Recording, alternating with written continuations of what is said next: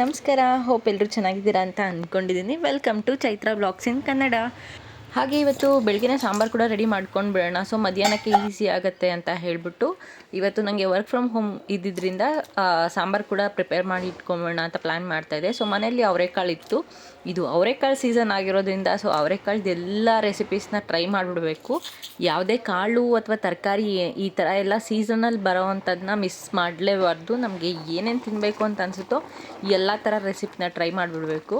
ಹಾಗೆ ಇವತ್ತು ನಾವು ಅವರೆಕಾಳು ಸಾಂಬಾರನ್ನ ಹೇಗೆ ಮಾಡ್ತೀವಿ ಅನ್ನೋದನ್ನ ಶೇರ್ ಮಾಡ್ತಾ ಇದ್ದೀನಿ. ಸೊ ವಿಡಿಯೋನ ಸ್ಕಿಪ್ ಮಾಡದೆ ಕಂಪ್ಲೀಟಾಗಿ ನೋಡಿ. ಸೊ ಮೊದಲನೇದಾಗಿ ಅವರೆಕಾಳನ್ನ ಚೆನ್ನಾಗಿ ತೊಳ್ಕೊಂಡು ಅದಕ್ಕೆ ಒಂದು ಸ್ವಲ್ಪ ಟೊಮ್ಯಾಟೊ ಹಾಗೆ ಸ್ವಲ್ಪ ಆಲೂಗಡ್ಡೆ ಇದೆರಡನ್ನೂ ಹಾಕಿ ಚೆನ್ನಾಗಿ ಬೇಯಿಸ್ಕೊಳ್ತೀನಿ. ಮುಕ್ಕಾಲು ಭಾಗ ಅವರೆಕಾಳು ಬೆಂದಾದಮೇಲೆ ಅದಕ್ಕೆ ಮೈಸೂರು ಬದನೆಕಾಯಿನ ಕೂಡ ನಾನು ಆ್ಯಡ್ ಮಾಡ್ಕೊತೀನಿ. ನಿಮಗೆ ಇಷ್ಟ ಇದ್ದರೆ ಆ್ಯಡ್ ಮಾಡ್ಕೋಬೋದು ಅಥವಾ ಸ್ಕಿಪ್ ಮಾಡ್ಕೋಬೋದು, ತೊಂದರೆ ಇಲ್ಲ. ಹಾಗೆ ಇದಕ್ಕೆ ಟೊಮ್ಯಾಟೊ ಕೂಡ ಸೇರಿಸಿನೇ ಬೇಯಿಸ್ಕೊಂಡಿರ್ತೀನಿ.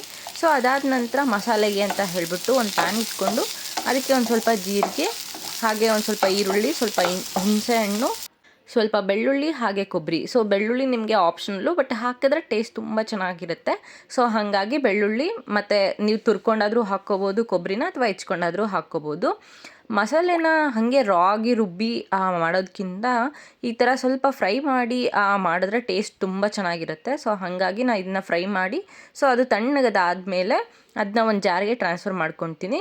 ಸೊ ಇನ್ನೊಂದು ಕಡೆ ಅವರೆಕಾಳು ಇದೆಲ್ಲ ಚೆನ್ನಾಗಿ ಬೆಂದಿದೆ. ಸೊ ನಾನು ಒಂದು ಸ್ವಲ್ಪ ಬೆಂದಿರೋವಂಥ ಅವರೆಕಾಳು ಹಾಗೆ ಟೊಮ್ಯಾಟೊ ಇದೆರಡನ್ನೂ ನಾವೇನು ರುಬ್ಕೋಬೇಕು ಮಸಾಲೆನ ಅಂತ ಅಂದ್ಕೊಂಡಿದ್ದೀವಲ್ವ, ಸೊ ಅದಕ್ಕೇ ಸೇರಿಸ್ಕೊಂಡು ಇದನ್ನು ಜೊತೆಗೆ ಸೇರಿಸಿ ರುಬ್ಕೊತೀನಿ. ಯಾಕಂದರೆ ಸಾಂಬಾರು ಮುದ್ದೆ ಆ ಥರಕ್ಕೆಲ್ಲನೂ ಸ್ವಲ್ಪ ತಿಕ್ಕಾಗಿರಬೇಕು, ಟೇಸ್ಟಿಯಾಗಿರುತ್ತೆ. ಸೊ ಹಾಗಾಗಿ ಅವರೆಕಾಳು ಕೂಡ ಸ್ವಲ್ಪ ರುಬ್ಕೊಂಡು ಹಾಕ್ಕೊಂಡ್ರೆ ಕನ್ಸಿಸ್ಟೆನ್ಸಿ ಸ್ವಲ್ಪ ತಿಕ್ಕಾಗಿರುತ್ತೆ ಅಂತ ಹೇಳ್ಬಿಟ್ಟು.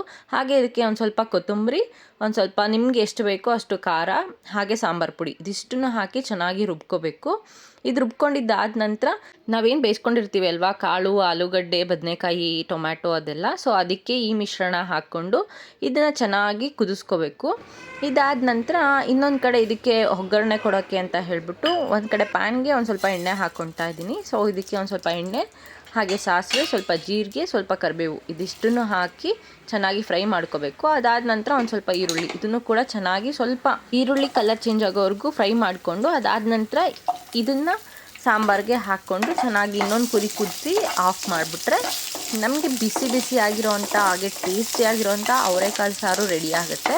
ಇದು ನಿಮಗೆ ಆಪ್ಷನಲ್. ಸೊ ನಮ್ಮ ಮನೇಲಿ ನಾವು ಈರುಳ್ಳಿ ಸ್ವಲ್ಪ ಜಾಸ್ತಿ ತಿನ್ನೋದ್ರಿಂದ ನಾನು ಒಗ್ಗರಣೆ ಕೂಡ ಈರುಳ್ಳಿ ಬಳಸಿದ್ದೀನಿ. ಸೊ ನೀವು ಬೇಕು ಅಂತಂದರೆ ಯೂಸ್ ಮಾಡ್ಬೋದು ಅಥವಾ ಸ್ಕಿಪ್ ಮಾಡ್ಕೋಬೋದು. ಜಸ್ಟ್ ಸಾಸಿವೆ, ಜೀರಿಗೆ ಹಾಗೆ ಕರಿಬೇವು, ಬೇಕು ಅಂದರೆ ಒಣಮೆಣಸಿನ್ಕಾಯಿ ಇದಿಷ್ಟನ್ನು ಹಾಕ್ಕೊಂಡು ಇದಿಷ್ಟೇ ಒಗ್ಗರಣೆನ ನೀವು ಸಾಂಬಾರಿಗೆ ಹಾಕ್ಕೋಬೋದು. ಅದು ಕೂಡ ಟೇಸ್ಟ್ ತುಂಬ ಚೆನ್ನಾಗಿರುತ್ತೆ.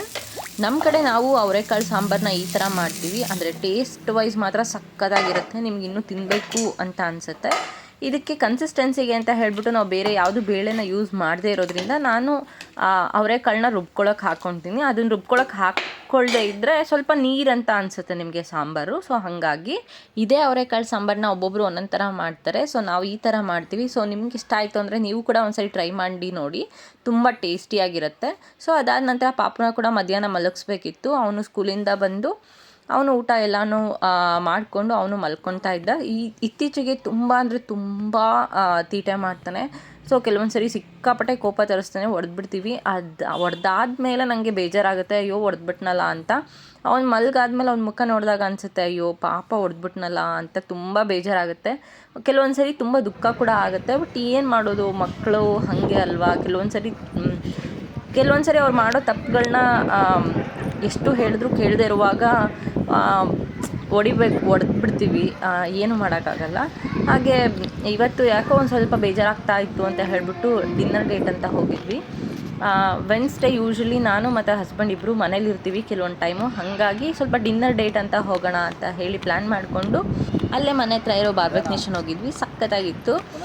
ನಮ್ಮ ಪಾಪುಗೆ ಎಸ್ಪೆಷಲಿ ಅವ್ನು ಬಾರ್ಬೆಕ್ ನೇಷನಲ್ಲಿ ತುಂಬ ಇಷ್ಟಪಡೋವಂಥದ್ದು ಟೇಸ್ಟಿಯಾಗಿರೋವಂಥ ಕ್ರಿಸ್ಪಿ ಕಾರ್ನು.